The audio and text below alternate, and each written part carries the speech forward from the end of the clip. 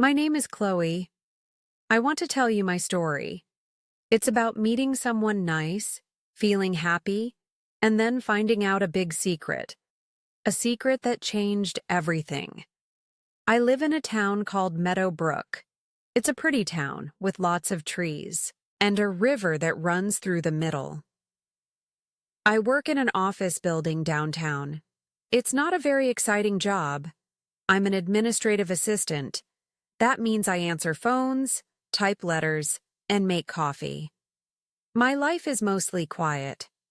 I have my small apartment, my cat named Jasper, and a few good friends. I was okay with my quiet life. I wasn't really looking for love. Sometimes I felt a little lonely, but mostly I was content. Then, about 6 months ago, a new person started working in my office. His name was David. He came from a bigger city to work for our company. From the first day, everyone liked David. He was charming. He had a way of making people smile. He had dark, curly hair and very kind blue eyes.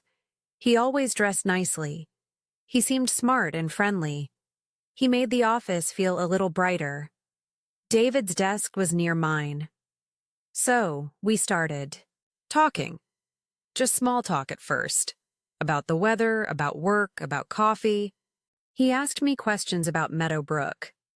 Where to get good pizza. Where the nicest park was. I was happy to help him. He was easy to talk to. He listened when I spoke. He really listened. That felt nice. Soon, we were talking more every day. We discovered we liked the same kind of music. We both loved old movies. We both enjoyed hiking in the hills outside town. We often took our coffee breaks together. Sometimes he would bring me a donut from the bakery downstairs. He'd say, "I bought too many, Chloe. Want one?" And he would smile that warm smile. My heart would do a little jump, a happy little jump. I started looking forward to going to work. Seeing David made my day better. He made me laugh. He told funny stories about his old job in the city. He remembered small things I told him, like my cat Jasper's name or my favorite kind of tea.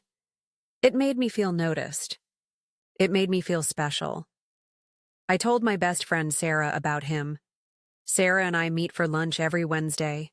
I told her, "There's this new guy at work, David. He's really nice, Sarah.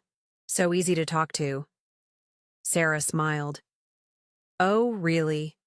Does Chloe have a crush?" she teased. I blushed. "No, well, maybe just a little," I admitted. "He's just different." I started to think maybe David liked me too. Sometimes when we talked, his eyes would hold mine for a second longer than usual. Sometimes when we walked to the coffee machine, our arms would brush accidentally and I would feel a little electric shock. He asked me about my weekends. He seemed interested in my life outside the office. He never mentioned having a girlfriend. He talked about his parents, his sister, his old friends in the city. But never a girlfriend, never a wife. My hopes started to grow. Maybe this nice, charming man was single. Maybe this could be the start of something wonderful. I started to imagine things. Maybe he would ask me out for dinner. Maybe we could go hiking together on a weekend. My quiet life started to feel less lonely, more full of possibility. It felt good. It felt exciting. It also felt a little scary. Putting your heart out there is always scary, right? But I felt hopeful. One Friday afternoon, David stopped by my desk just before leaving. "Hey, Chloe," he said, leaning casually against the partition. "I was wondering, are you busy this weekend?" My heart leaped. This was it. He was going to ask me out. I tried to look calm. No, not really," I said. trying to keep my voice steady. Why? He smiled, that amazing smile. Well, there's a town fair happening down by the river on Saturday. Music, food, crafts. It looks fun. I thought, maybe you'd like to go? Check it out together? Yes, I said, maybe a little too quickly. Yes, I'd love to go. That sounds really fun. Great, he said, his eyes sparkling. How about we meet there, around 2 o'clock? Near the big fountain? Perfect, I replied, my cheeks feeling warm. Awesome. See you then, Chloe. Have a great evening. He waved and walked away. I sat there for a few minutes after he left, just smiling to myself. He asked me out. Well, sort of. To the fair. Together. It felt like a date. I was so happy. I called Sarah immediately after work. He asked me out. David asked me to go to the fair with him on Saturday. Sarah was excited for me. That's wonderful, Chloe. See? I told you he liked you. What are you going to wear? We spent the next hour talking about clothes and possibilities. My heart felt light and full of joy. Saturday arrived. It was a beautiful, sunny day, perfect for a fair. I spent extra time getting ready. I chose a pretty sundress, light blue with small white flowers. I put my hair up nicely. I even wore a little bit of makeup, which I don't usually do. I felt nervous, but in a good way, butterflies in my stomach. I walked down to the riverfront park where the fair was held. It was busy. Lots of people, families, couples. Music was playing. The smell of popcorn and grilled food filled the air. It felt festive and happy. I looked around for the big fountain, and then I saw him. David. He was standing near the fountain just like he said. He was wearing a casual shirt and jeans. He looked relaxed and handsome. My heart did that happy jump again. I smiled and started walking towards him. He saw me and his face lit up with a big smile. He started walking towards me too. I felt like I was floating. This was really happening. But then, something happened. Something unexpected. As David walked towards me, a woman came up beside him. She was smiling too. She linked her arm through his. She looked familiar. I had seen her face before, maybe in a picture somewhere. Then a little girl, maybe 5 or 6 years old, ran up to them, shouting, "Daddy! Daddy!" She grabbed David's other hand. David stopped walking towards me. His smile faded a little.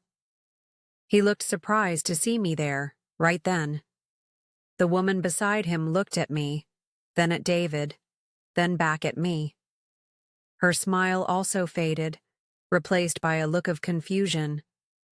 The world seemed to stop. The music, the laughter, the smells of the fair, everything disappeared.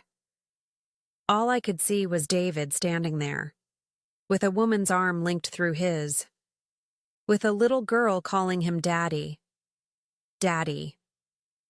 Wife? Daughter? My mind couldn't process it. It felt like a movie playing in slow motion. David looked trapped. He looked uncomfortable. He looked guilty. The woman spoke first. David? Honey? Who is this? Her voice was polite but questioning. David cleared his throat. He looked at me, then quickly looked away. Oh, Sarah, this is Chloe. She works at my office. He didn't look at me when he said my name. He looked at the ground. The woman, Sarah, his wife, forced a small smile. Oh, hello, Chloe. Nice to meet you. Her eyes were not smiling. They were sharp. They were assessing me. I couldn't speak. My throat felt tight. My eyes started to sting. Works at my office? That's all I was? After all the talks, the laughs, the shared moments, after he asked me to meet him here? Hi, I managed to whisper. My voice sounded strange, far away. The little girl pulled on David's hand. Daddy, can we get ice cream now, please? David looked down at his daughter, almost gratefully. Yes, sweetie, let's get ice cream. He looked back at me one last time. His eyes held a mix of apology and panic. Well, Chloe, nice seeing you here. Enjoy the fair. And then he turned. He walked away with his wife and his daughter, leaving me standing alone by the fountain. My pretty sundress suddenly felt cold. The butterflies in my stomach turned into heavy stones. He was married. He had a child. He had asked me to meet him here at the fair. Why? Why would he do that? Why hadn't he told me? He never said he was married, not once. Tears started to roll down my cheeks. I didn't care who saw me. I felt so stupid, so incredibly stupid and naive. How could I have believed him? How could I have let myself hope? All those smiles, those kind words, those shared moments, were they all lies? Was he just playing a game? I turned and walked away from the fountain, away from the happy sounds of the fair. I walked quickly, blindly, tears streaming down my face. I just wanted to get home, to hide in my quiet apartment with Jasper, to curl up and disappear. The bright sunny day suddenly felt dark and cold. The man I thought was kind and charming, the man I was starting to fall for, had a hidden wife. And I was the fool who didn't see it. I cried all the way home. When I got back to my apartment, I took off the pretty dress and threw it on the floor. I washed the makeup off my face. I looked in the mirror. My eyes were red and puffy. I looked lost. I felt broken. How could he do this? How could he lead me on? He knew I liked him. I was sure he knew. Was it fun for him? Was I just some entertainment? Because he was bored with his life? Jasper, my cat, rubbed against my legs, purring softly, as if he knew I was hurting. I picked him up and held him close, burying my face in his soft fur. I cried until I had no tears left. Just a hollow, aching feeling in my chest. The weekend was terrible. I stayed inside. I didn't answer my phone when Sarah called. I couldn't talk to anyone. I just felt this deep sense of shame and hurt. Shame for being so foolish. Hurt for being lied to so cruelly. Monday morning was the hardest part. I had to go back to work. I had to see him. How could I face him? What would I say? What would he say? My stomach twisted with anxiety as I walked into the office building. I went straight to my desk, keeping my eyes down. I tried to look busy, organizing papers that didn't need organizing. Then I heard his voice. Morning, Chloe. It sounded normal, cheerful even. How could he sound so normal? I looked up slowly. He was standing there, holding 2 cups of coffee. He offered one to me, just like he sometimes did. Brought you one, he said with a small smile. The same smile that used to make my heart jump. Now it just made me feel sick. I stared at the coffee cup. Then I looked him straight in the eye. My voice was quiet but cold. No, thank you, David. I don't want it. His smile faltered. He looked surprised, maybe even a little hurt. Oh, okay, he mumbled, putting the cup down on his own desk. He hesitated for a moment, as if he wanted to say something else. But I turned back to my computer, pretending to type. I couldn't look at him. I couldn't pretend everything was okay. The atmosphere between us changed completely after that day. The easy chats stopped. The shared coffee breaks ended. We only spoke when we absolutely had to for work. And even then, our conversations were short, formal, and cold. I avoided looking at him. I avoided being near him. If he walked towards the coffee machine, I turned the other way. If he was in the break room, I waited until he left. It was hard. Working near someone who had hurt you so badly, someone you had feelings for, it was exhausting. Every time I saw him, I felt a mix of anger and sadness. Anger that he had lied. Sadness for the hope I had lost. Sadness for the fool I had been. Some coworkers noticed the change. One asked me, "Is everything okay between you and David?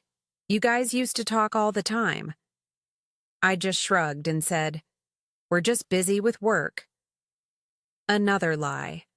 My life seemed full of lies now. I finally told Sarah. What happened?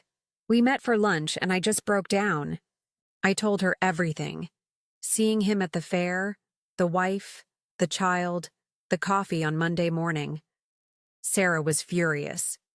"He did what?" she exclaimed. "That absolute jerk. How could he lead you on like that? Knowing he was married? That's disgusting." "Chloe!" Her anger felt good. It felt validating. I wasn't crazy. He was wrong. "I felt so stupid, Sarah," I cried. "You are not stupid," she said fiercely, taking my hand. "You are trusting and kind. He is the one who is wrong. He is the liar. Don't you dare blame yourself." Her support meant the world to me. Having someone believe me, someone be angry for me, helped me feel a little stronger. Sarah suggested I report him to Human Resources. What he did was unprofessional, Chloe, maybe even harassment. I thought about it, but I didn't want more drama. I didn't want an office investigation. I just wanted peace. I just wanted to heal and move on. So I decided not to report him. Instead, I focused on creating distance, strong boundaries. I was polite when necessary for work, but nothing more. No smiles, no small talk, no kindness beyond basic professionalism. I let him see that I knew. I let him see that his actions had consequences. He often looked uncomfortable around me. He avoided my eyes too. Good. Let him feel uncomfortable. Let him feel the weight of his lies. It wasn't easy. There were days when I saw him laughing with other colleagues, looking charming and normal, and the anger would bubble up inside me again. How could he act like nothing happened? How could he be happy after hurting someone like that? But Sarah reminded me, his life isn't your concern anymore, Chloe. Focus on you. Focus on healing. And that's what I tried to do. It was a slow process. Healing from betrayal takes time. You can't rush it. Some days were harder than others. Sometimes I would remember the good moments, the hope I felt, and the sadness would wash over me again. But slowly, very slowly, the pain started to lessen. The anger started to fade. I started focusing on things that made me happy. My books, my cat Jasper, my friendship with Sarah. I started taking longer walks by the river after work. I joined a pottery class on Tuesday nights. It felt good to use my hands, to create something, to focus my mind on something other than David and his lies. I learned a lot from this experience. I learned that charming smiles and kind words don't always mean honesty. I learned to be more careful with my heart. I learned to listen to my intuition. Maybe there were small signs I ignored because I wanted to believe he was good. Most importantly, I learned that my worth doesn't depend on someone else's attention or approval, especially not someone who lies. I still work in the same office. David is still there. It's still awkward sometimes, but it doesn't hurt the same way anymore. I see him now not as the charming man I thought he was, but as someone weak, someone dishonest, someone I am glad I didn't get involved with further. I dodged a bullet, as they say. My life is quiet again, but it feels different now. It feels stronger. I am more cautious, yes, but I am also more aware of my own value. I deserve honesty. I deserve respect. I deserve someone who will be truthful with me from the beginning, someone who doesn't have a hidden wife. If you are listening and maybe you have been hurt like this too, please know this. It is not your fault. You are not stupid for trusting someone.